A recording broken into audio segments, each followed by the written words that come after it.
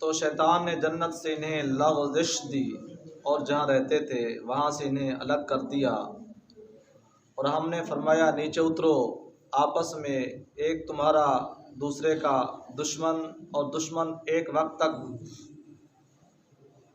اچھا یعنی تمہارا ایک دوسرے کا تم دشمن ہو، تمہیں ایک وقت تک زمین میں ٹھہرنا اور برتنا ہے۔ اس آیات مبارکہ کا پچھلے آیات مبارکہ سے تعلق کنٹیکٹ کچھ اس طرح ہے کہ یہ اس میں بھی حق تعالیٰ کی ایک خاص اس نعمت کا ذکر ہے جو ہم کو حضرت آدم علیہ السلام کے ذریعے عطا ہوئی، یعنی آپ کا جنت سے باہر تشریف لانا، کیونکہ یہ تشریف آوری ہزاروں نعمتوں کا اصل ہے۔ آپ کی تشریف آوری جنت سے تشریف لانا ہزاروں نعمتوں سے بھی زیادہ، وہی بات ہم اکثر دہراتے رہتے ہیں۔ اگر آپ جنت سے تشریف نہ لاتے تو یہ تمام انبیاء والمرسلین کیسے تشریف لاتے؟ اگر آپ جنت سے تشریف نہ لاتے، جو بیت اللہ شریف جس کو دیکھنے کا ثواب اور ایک نیکی کرنے کا لاکھ کا درجہ ہے، یہ کیسے عطا ہوتا؟ اگر آپ تشریف نہ لاتے، یہ جو ہم ہر سال عمرہ شریف کرتے ہیں، حج کرتے ہیں، مقدس مقامات کی زیارتیں کرتے ہیں، یہ کیسے نصیب ہوتا؟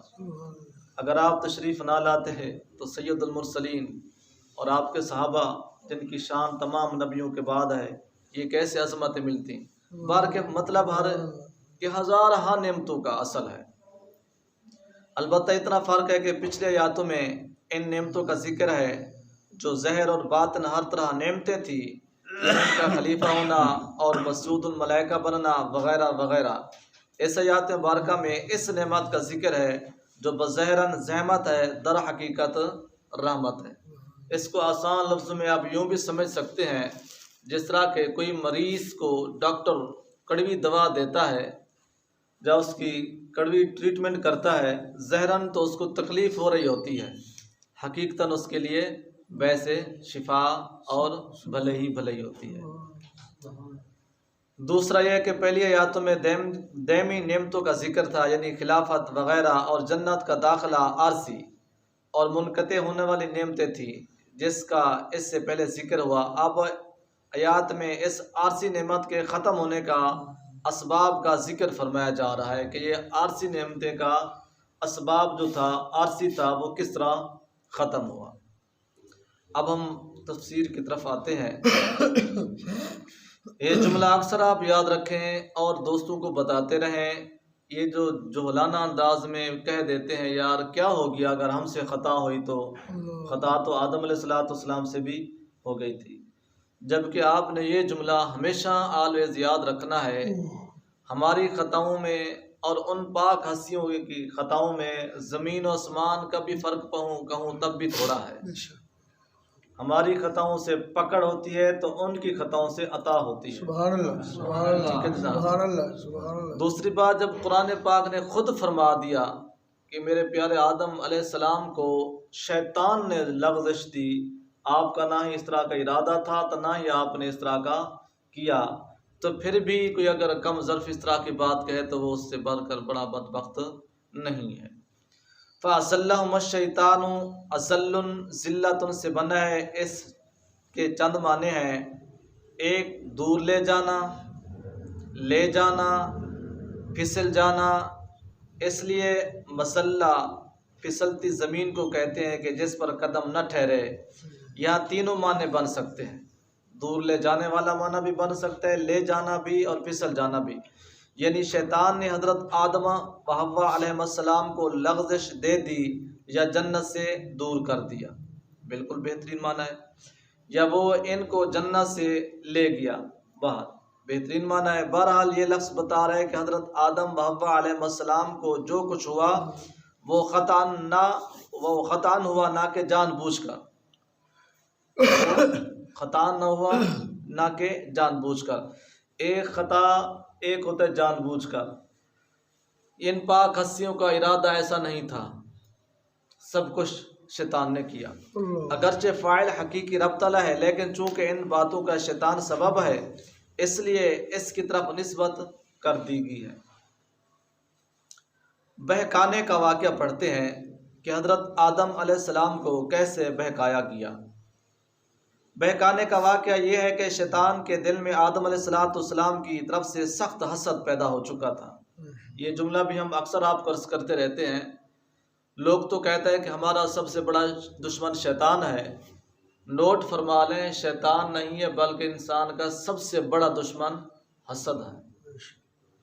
اس لیے وہ ان کی فکر میں رہتا تھا۔ ایک دفعہ موقع پا کر یا تو جنت میں خود پہنچایا، اس لیے کہ اگرچہ وہ جنت سے نکالا جا چکا تھا، بار بار موقع کی طاق میں رہا کہ میں تو نکل آیا ہوں، کسی طریقے سے جنت میں جاؤں اور ان ہستیوں کا آپس میں دشمنی پر یا ان کو دوری میں میل کروں، مگر اب تک اس کا وہاں آنا جانا بند نہ ہوا تھا۔ یہ بات بھی ذہن میں رکھیں، یعنی شیطان کو نکالا گیا تھا جنت سے، لیکن اس کا جنت میں انٹری ہونا، پھر باہر آنا، پھر انٹر ہونا، پھر باہر آنا، یہ یعنی اب پابندی نہیں تھی۔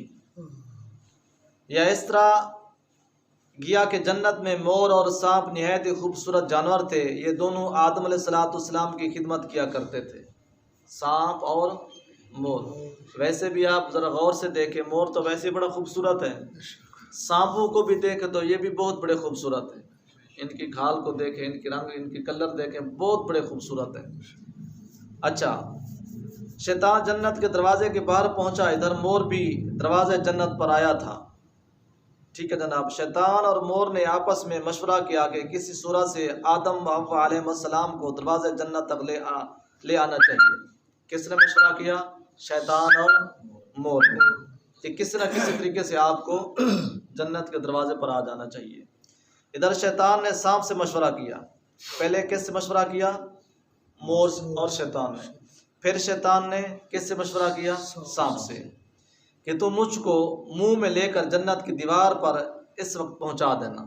جب حضرت آدم علیہ السلام جنت کے قریب ہے نا دروازے کے، تو مجھے منہ میں لے لینا اور مجھے جنت کے اوپر دروازے تک پہنچا دینا۔ جب کہ آدم علیہ السلام دروازے پر آئے ہوئے ہوں، یہ تجویز طے ہونے کے بعد مور نے آدم حوا علیہ السلام کے سامنے ناچنا شروع کیا۔ ٹھیک ہے جناب، حضرت آدم علیہ السلام ان کی ناچ کو دیکھتے دیکھتے یہ نلیک پیچھے پیچھے پیچھے ہٹتا گیا، ان پاک ہستیاں بھی ان کے پیچھے پیچھے آتی گئیں۔ یہ دونوں حضرات رقص کے دیکھنے میں مشغول ہوئے۔ مور ناچتے ناچتے پیچھے ہٹنے لگا، یہ دونوں صاحب اس کی طرف آگے بڑھنے لگے۔ ٹھیک ہے جناب، تو اللہ تعالیٰ اس بات کو ہماری اس پاک ذات کی بارگاہ میں ایک دفعہ نہیں بار بار معافی توبہ زاری ہے۔ یہ جو ناچنے کا انسان شدئی ہے، یہ ازل سے شدئی ہے ناچ کو دیکھنے کا، بشرطے بے حیائی والی ناچ نہ ہو، خوبصورت ناچ ہو جس میں حیا شرم کا پہلو رکھا گیا ہو۔ یہاں تک کہ مور ناچتا ہوا دروازے جنت پر آ گیا، جس کے ساتھ ہی ساتھ یہ دونوں صاحب بھی وہاں پہنچ گئے۔ دیکھتے دیکھتے دیکھتے ادھر سانپ بھی تیار کھڑا تھا، شیطان کو فوراً اپنے منہ میں لے کر جنت کی دیوار تک پہنچا گیا۔ اس ترکیب سے شیطان آدم علیہ السلام کے سامنے آ گیا اور اس کو کچھ ان سے گفتگو کرنے کا موقع ملا۔ کس کو؟ شیطان کو، حضرت آدم علیہ السلام سے۔ شیطان تو جنت سے باہر رہا، قریب تھے نا، آدم علیہ السلام اندر، اور پھر ان کی گفتگو ہو گئی۔ تفسیر کبیر شریف نے اس قصے پر کچھ جرا فرمائی ہے، مگر تفسیر عزیزی نے بلا جرا اسے نقل فرما دیا کہ یعنی ایسے ایسے پلاننگ ہوئی مور کی، شیطان کی، پھر ان پاک ہستی دروازوں پر ہے تو پھر شیطان نے گفتگو کی۔ امام فخر الدین رازی صاحب تفسیر کبیر نے اس قصے پر جرا فرمائی۔ جرا سے مراد یہ کہ آپ نے اس کو کچھ ٹھیک کہا، کچھ ٹھیک نہ کہا۔ تو حضرت مولانا شاہ عبد العزیز محدث دہلوی رحمۃ اللہ تعالیٰ، آپ نے من وعین اس طرح کا واقعہ تحریر فرما دیا۔ اچھا، کچھ بھی ہو، بہرحال شیطان ان کے روبرو پہنچ گیا اور جا کر عرض کیا کہ مجھ سے آپ کے حضور میں بڑی بے ادبی ہوئی۔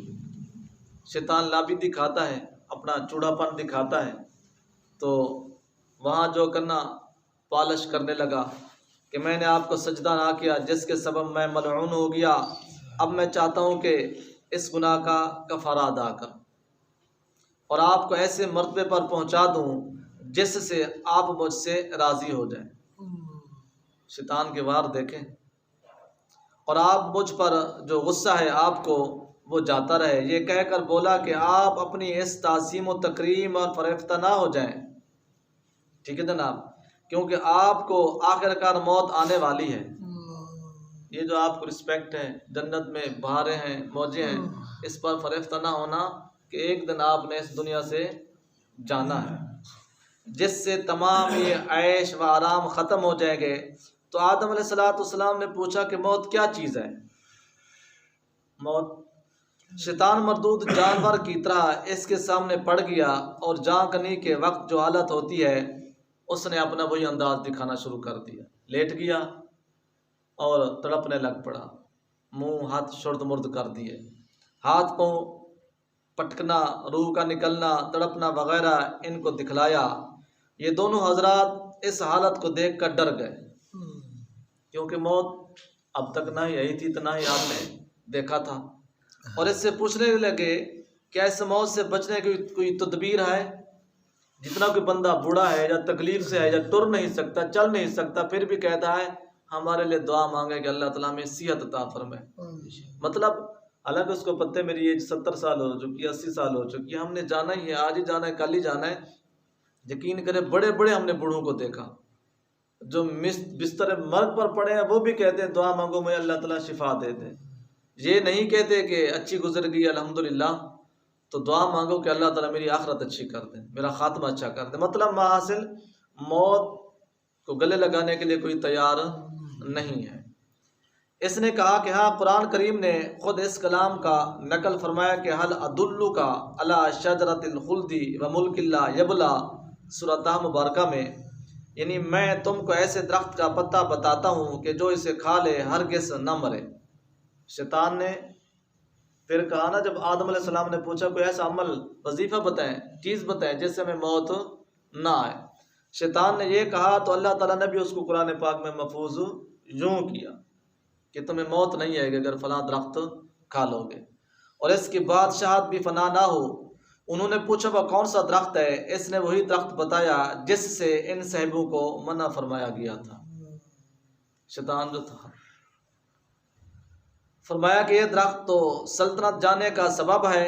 آپ نے فرمایا اگر یہ درخت میں کھا لوں تو یہ تو میری بادشاہی، میری روبرا، میرا دبدبہ، میری شان۔ حضرت آدم علیہ السلام نے فرمایا تو میری چلی جائے گی کہ اللہ تعالیٰ نے مجھے اس سے منع فرمایا ہے۔ ہم کو حق تعالیٰ نے اس سے منع فرمایا، اگر ہم یہ درخت کھا لیں تو اس کے عطاب میں آ جائیں گے، اگر یہ فائدہ مند ہوتا تو ہم کو اس کے پاس سے کیوں منع فرمایا جاتا؟ بابا جی نے تو اپنا دلائل بھی دیا اور اپنی صداقت بھی پیش کر دی، اگر اتنا فائدہ مند ہوتا تو رب تعالیٰ تو اپنے بندوں کو فائدہ دیتا ہے۔ شیطان نے کہا ما نہاکما ربکما عن ہذہ الشجرۃ الا ان تکونا ملکین او تکونا من الخالدین، یہ سورہ اعراف مبارکہ، یعنی رب تعالیٰ نے تم کو اس درخت سے اس لیے منع نہیں کیا کہ اس سے تمہیں کچھ نقصان پہنچے گا، بلکہ اس لیے کہ تمہیں خلافت کے لیے پیدا کیا گیا، اور خلافت وہی کر سکتا ہے جو حق تعالیٰ کے ذکر کے علاوہ دوسری فکروں میں بھی مشغول رہے۔ ٹھیک ہے نا، تجھے اس لیے منع نہیں کیا گیا کہ تمہیں کچھ نقصان پہنچے گا، بلکہ اس لیے کہ تمہیں خلافت کے لیے پیدا کیا گیا ہے۔ خلافت وہی کر سکتے جو اللہ تعالیٰ کے ذکر اذکار کے ساتھ ساتھ دوسری فکروں میں بھی مشغول رہے اور حق تعالیٰ سے کچھ دور بھی رہے۔ بڑی پلانے گھر کے دے رہا ہے، ذکر میں بھی رہے اور فکر میں بھی رہے، تو حق تعالیٰ سے دور بھی رہے۔ یعنی یہ جو عیش و عشرت ہے یہ خلافت ہے، لہذا ملنی کب ہے؟ جب تم اللہ تعالیٰ سے بھی دور رہو گے، فکر میں بھی رہو گے اور وغیرہ وغیرہ۔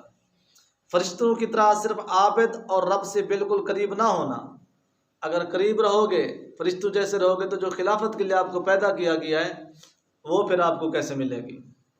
اس درخت میں یہ تاثیر ہے کہ جو کھا لیتا ہے وہ فرشتہ بن جاتا ہے، ٹھیک ہے جناب، پھر اس سے خلافت کا بوجھ نہیں اٹھ سکتا۔ دیکھو بادشاہ بھی اس شخص کو کہے گا، حاکم بنانے کا بھیجتا ہے جو بادشاہ کی دوری گوارا کر سکے۔ جب بادشاہ کسی کو وزیر بنا کر بھیجتا ہے، گورنر بنا کر بھیجا، حالانکہ اس کی کابینہ میں ہوتے ہیں نا، تو کہتا ہے لہٰذا آج کے بعد میری کابینہ سے آؤٹ، تم نے جا کر بلوچستان کی وزارت کرنی ہے۔ لہذا جو اس طرح کا کر سکے گا، نیز اس درخت کا کھانے والا کبھی بہشت سے نہیں نکل سکتا ہوں۔ اب شیطان نے اس کو کتنے حضرت آدم علیہ السلام کو ورغلایا؟ ٹھیک ہے جناب، یہ 3 4 5 چیزیں ہیں۔ ایک تو موت کا ڈر دکھلا دیا کہ جو درخت کھائے گا موت نہیں آئے گی۔ دوسرا، اگر آپ نے خلافت کرنی ہے تو پھر آپ اللہ تعالیٰ سے بھی دور رہے ہیں اور فکر میں بھی رہیں، ذکر میں بھی رہیں۔ تیسرا، بندہ جو درخت کھا لیتا ہے وہ فرشتہ بن جاتا ہے، اس سے خلافت کا بوجھ نہیں اٹھ سکتا، وغیرہ وغیرہ۔ اور یہاں موت نہیں، چونکہ تمہیں خلیفہ بنا اپنا خلیفہ کرنا منظور ہے، اور خلیفہ وہی ہو سکتا ہے جس کو موت بھی آ سکے۔ یعنی شیطان نے کہا خلیفہ نہ بنے، آپ فرشتوں جیسے بن جائیں۔ خلیفہ بننا پڑے گا تو فکر میں بھی رہنا پڑے گا، پریشان بھی رہنا پڑے گا، دور بھی رہنا پڑے گا۔ کہیں گے تو فرشتے جیسے ہو جائیں گے، 24 گھنٹے موجیں ہی موجیں، تاکہ خلافت اس کی نسل میں جاری ہو۔ غرض ہے کہ حق تعالیٰ کی یہ ممانعت نہیں تنزیہ ہے، نہ کہ تحریمی۔ ایک تحریمی ایک تنزیہ، اس کی بھی تشریح بڑی بریک بھی ہے، آسان بھی ہے۔ اور نہیں تنزیہ کی پہچان ہی یہی ہے کہ جو انسان کے دنیاوی فائدے کی خاطر کی جائے، جس سے قرآن شریف بھی یہی فرماتا ہے، یعنی وہ منع جس سے انسان دنیاوی فائدہ اٹھا سکتا ہے۔ وَلَا تَسْأَمُوا أَن تَكْتُبُوا صَغِيرًا أَوْ كَبِيرًا، قرض کم ہو یا زیادہ اس کے لکھنے میں کوتاہی نہ کرو۔ اللہ تعالیٰ فرما رہا ہے لین دین جب کیا کرو تو لکھ لیا کرو، بہت بڑا نایاب عمل ہے۔ نیز تمہیں رب تعالیٰ نے اس کے کھانے سے منع نہیں کیا بلکہ درخت کے پاس جانے سے روکا۔ عجیب و غریب چالیں دے رہا ہے۔ وَلَا تَقْرَبَا هَٰذِهِ الشَّجَرَةَ، اللہ تعالیٰ نے بھی یہی فرمایا کہ اس کے قریب نہ جانا۔ ملون بھی ایسے ہی کہہ رہا ہے کہ اللہ تعالیٰ نے فرمایا اس کے قریب نہ جاؤ، یہ نہیں کہا کہ اس کو کھاؤ نہ، ٹھیک ہے نا۔ آپ پاس نہ جائیں، لے میں دیتا ہوں کھا لیں۔ آپ نہیں جاتے نا، لیں آپ ٹھہرے میں توڑ کے آتا ہوں آپ کھا لیں، ٹھیک ہے جناب۔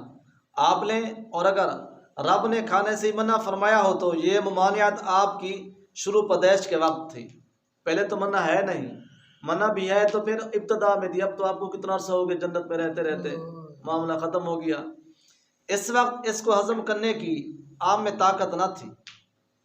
اب فضل اپنا اس وقت، کیونکہ اب نئے نئے پیدا ہوئے، جب بچہ پیدا ہوتا ہے تو اس کو بڑی نرم غذا دی جاتی ہے، جو بڑا ہوتا جاتا ہے تو اس کو پھر ٹھوس۔ اور اب فضل تعالیٰ آپ کبھی ہو چکے ہیں، اب اس کا کھانا پینا مضر نہیں۔ غرض سے کہ ہر پہلو پر گفتگو کر گیا، ہر طرح کے جال میں پھنسا گیا، یہ کہہ کر قسمیں کھا گیا کہ میں تمہارا بڑا ہی خیر خواہ ہوں۔ قرآن پاک فرماتا ہے وَقَاسَمَهُمَا إِنِّي لَكُمَا لَمِنَ النَّاصِحِينَ، یہ بھی سورۃ اعراف مبارکہ میں حضرت آدم علیہ السلام کو اس قسم پر اعتبار آ گیا۔ اس نے پہلے جتنے بھی جال بچھائے نا، آدم علیہ السلام ایگری نہیں ہوئے۔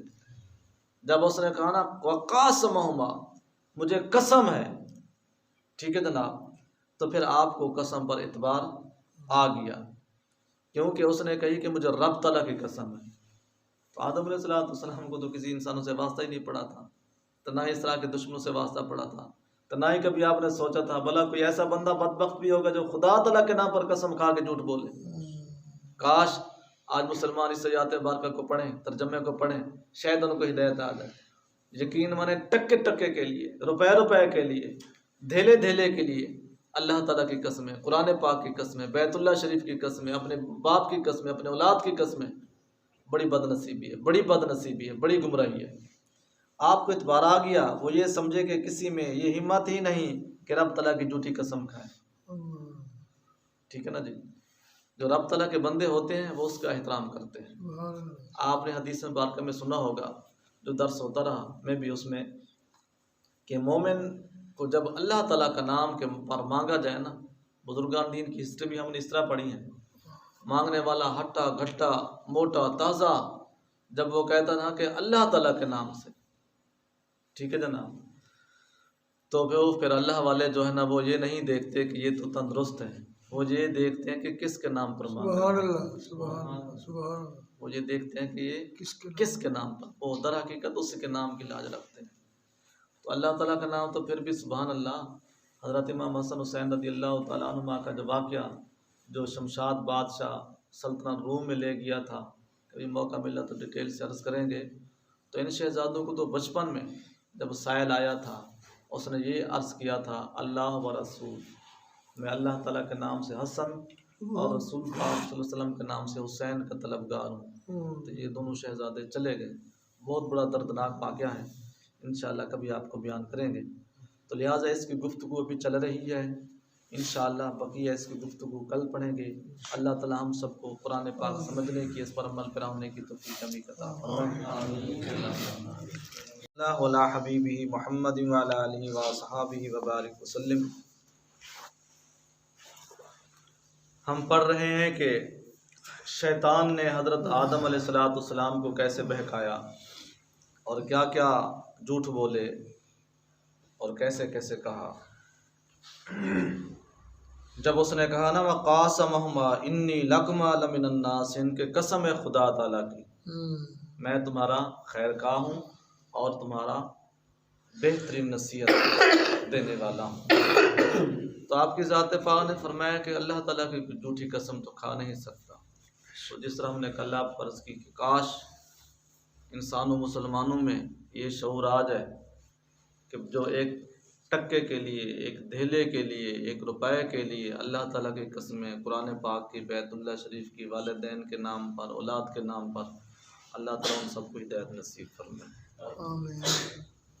کہ کوئی بندہ رب تعالیٰ کی جھوٹی قسم نہیں کھا سکتا۔ آدم علیہ السلام کو یہ خیال نہ رہا کہ رب سے پوچھ لیں، ٹھیک ہے جناب، پوچھنا بھول گئے، بس قرآن پاک بھی یہی فرماتا ہے فاناسیہ، بس آپ بھول گئے۔ کیا بھول گئے؟ پوچھنا بھول گئے۔ کیوں کرنا بھولتے؟ دنیا میں آ کر رنگ لگانا تھا، معاشیت اللہ تعالیٰ کی ایسی تھی نا جی، بھلایا اس نے آپ۔ یہ بھی نقطہ ذہن میں رکھیں، بڑے عجیب لوگ گزرے ہیں دنیا میں، جب ہم بندہ کتابیں پڑھتا ہے نا جی، یہ قسمت کی ونڈ ہے۔ ایک گروہ وہ ہے جو ان پاک ہستیوں کی محبتوں میں دن رات، شفا شریف ایک کتاب ہے، شفا شریف، قاضی محمد ایاز مالکی رحمۃ اللہ تعالیٰ کی، وہ بندے نے عشق اور محبت میں لکھنے کی کمال کر دی، جہاں ہلکا سا ایک شیبہ بھی نبوت کی ذات پاک پر نہ پڑھنا تو بڑی دور کی بات ہے، کسی کے دل میں آنا، آپ نے ان کا بھی اس طرح کے وٹے کٹ جواب دیا جو سبحان اللہ کمال کر دیا۔ تو نبی پاک صلی اللہ علیہ وسلم میں پھر اس کتاب کو ایسی قبولیت حاصل ہوئی ہے شفا شریف کو کہ وہ کتاب جس گھر میں ہو تو اس گھر میں خیر و برکت ہی خیر و برکت ہو۔ سبحان اللہ، سبحان اللہ، وہ کتاب ہے سب میرے آقا ذیشان صلی اللہ علیہ وسلم کی شان اقدس پر۔ سبحان تو عرض کرنے کا مطلب یہ تھا کہ سب راز تو اللہ تعالیٰ کی ہیں، تو اس کے معاملے بھی خود اپنے ہیں۔ آپ اگر نہ بھولتے تو پھر یہ کیسے زمین آباد ہوتی؟ ان پاک ہستیوں کو بھلایا جاتا ہے۔ بلاتا کون ہے؟ خود بندے خدا بندے قدوس خود آپ ہی بلاتے ہیں۔ آپ نے وہ ممکن ہے کچھ دن بعد ہی ہے بلکہ مہینوں بعد ہے کہ جب نبی پاک صلی اللہ علیہ وسلم کی ذات پاک پر قرآن پاک اتارا جاتا ہے، قرآن پاک فرماتا ہے نا مَا نَنسَخْ مِنْ آیَاتٍ أَوْ نُنْسِهَا نَأْتِ بِخَيْرٍ مِنْهَا، کچھ آیاتیں ہم منسوخ کر دیتے ہیں یا ہم بھلا دیتے ہیں۔ تو جو یعنی آیات مبارکہ بھلانا مقصود ہوتی تو نبی پاک صلی اللہ علیہ وسلم کی ذات پاک کے دل مبارک سے اور زبان اپنا ذہن مبارک سے اللہ تعالیٰ خود بخود منہ فرما دیتے تھے۔ آپ کو دلیل دینے کا مطلب یہ ہے کہ بھلاتے بھی اللہ تعالیٰ خود ہیں، اور سورۃ قیامت میں اور بھی قرآن پاک میں ایک جگہ ایسا آیا ہے۔ دیکھو حضرت یعقوب علیہ السلام یوسف علیہ السلام کو بھائیوں کے ساتھ بھیجتے وقت اللہ تعالیٰ کو سونپنا بھول گئے جب آپ نے بیٹوں کے سپرد فرمایا تھا، تو 40 سال یا 80 سال کی جدائی ہوگی، ٹھیک ہے جناب۔ اور اس لیے مفسرین یہاں بھی اس طرح ہی لکھتے ہیں کہ آپ نے اپنے بیٹوں کے سپرد کیا تھا، اس لیے یہ آپ کو صدمہ برداشت کرنا پڑا۔ اب میں آپ سے پوچھتا ہوں، جو آپ سوچیں کیا یہ پہلے تقدیر میں پلان نہیں لکھا جا چکا تھا؟ یوسف علیہ السلام کا جدا ہونا یہ کیا تقدیر میں پہلے نہیں لکھا گیا تھا؟ لکھا گیا تھا پہلے تقدیر میں۔ جب اللہ تعالیٰ نے قلم کو کہا نا کہ قلم لکھ، تو قلم اس وقت جو کچھ ہو گیا تھا، جو کچھ ہونا تھا قیامت تک، قلم نے تو سب کچھ اس وقت لکھ دیا تھا۔ تو مطلب عرض کرنے کا مطلب یہ ہے کہ یہ چیزیں پہلے لوح محفوظ میں لکھی جا چکی ہیں. یہ صرف بہانے جس طرح ان کے بننے تھے بس اس طرح بہانے بنتے گئے. باقی یہ کوئی مت سمجھے کہ اتفاقاً ایسے ہوا تھا، نہیں، ایسے نہیں. حدیث مبارکہ ہم نے جتنی پڑھی اس موضوع پر، قرآن پاک کی آیتیں، یہ سب کچھ پہلے سے محفوظ تھا. اچھا، پھر اس جدائی کی برکت سے آپ کو سلطنت ملی. زیران بھائیوں نے جدا کیا، بینیفٹ کیا ملا کہ مصر کا بادشاہ بنا دیا گیا اور بنی اسرائیل مصر میں آباد ہوئے. لکھتے ہیں کہ جب یہ جس طرح کہ آپ نے کل سماعت فرمایا تھا کہ 72 یہ نفوس قدسیہ تھے جب کنعان سے مصر تشریف لائے. پھر اپنا حضرت یعقوب علیہ السلام مصر میں رہے یوسف علیہ السلام کے ساتھ. 13 سال گزارے یا کہ 26 سال گزارے. تو پھر جب یہ بنی اسرائیل موسیٰ علیہ السلام ان کو لے کر مصر سے روانہ ہوئے تو اس وقت ان کی تعداد تھی 1 کروڑ غالباً 22 لاکھ کے کتنے لاکھ تھی. یعنی یہ حضرت یعقوب علیہ السلام کا خاندان، یہ کنبہ بڑھتا بڑھتا بڑھتا جب حضرت موسیٰ علیہ السلام آتا ہے واقعہ، بڑا زبردست واقعات نے ان کو فرعون سے چھٹکارا دلا کر لے گئے. تو اس وقت ان کی تعداد 1 کروڑ تھے، کئی لاکھ تھے. اور ان کے پہلے جو نبی تھے بنی اسرائیل کے وہ حضرت یوسف علیہ السلام تھے. ان بنی اسرائیل کے آخری نبی حضرت عیسیٰ علیہ السلام. جس طرح ہم کل پڑھ رہے تھے کہ بنی اسرائیل میں 1,23,981 نبی علیہ السلام تشریف لائے. عرصہ کتنا گزرا؟ یہ حضرت یوسف علیہ السلام سے لے کر حضرت عیسیٰ علیہ السلام تک غالباً یہ تقریباً 3700 سال یا 3800 سال بنتا ہے. یعنی 4 صدیاں بنتی ہیں. ہمارے حضور نبی پاک صلی اللہ علیہ وسلم بدر کے قیدیوں کے متعلق انتظار وہی فرمانا بھولے. اس بھول کی برکت سے ان تمام قیدیوں کو بعد میں ایمان نصیب ہوا. آپ نے اس وقت فیصلہ صحابہ علیہم رضوان کی رائے سے فرما دیا تھا. تو ظاہراً آپ بھول گئے. بینیفٹ کیا ملا کہ ان سارے کے سارے قیدیوں کو ایمان نصیب ہوا. اگر اس وقت قتل ہو جاتے تو ایمان کیسے ملتا؟ ماحاصل اوپر سب کچھ پہلے سے لکھا ہوا ہوتا ہے. غرض یہ کہ ہماری بھول شیطانی نفسانی ہوتی ہے، نبیوں کی بھول رحمانی ہوتی ہے. وہی بات آ گئی. ٹھیک ہے جناب.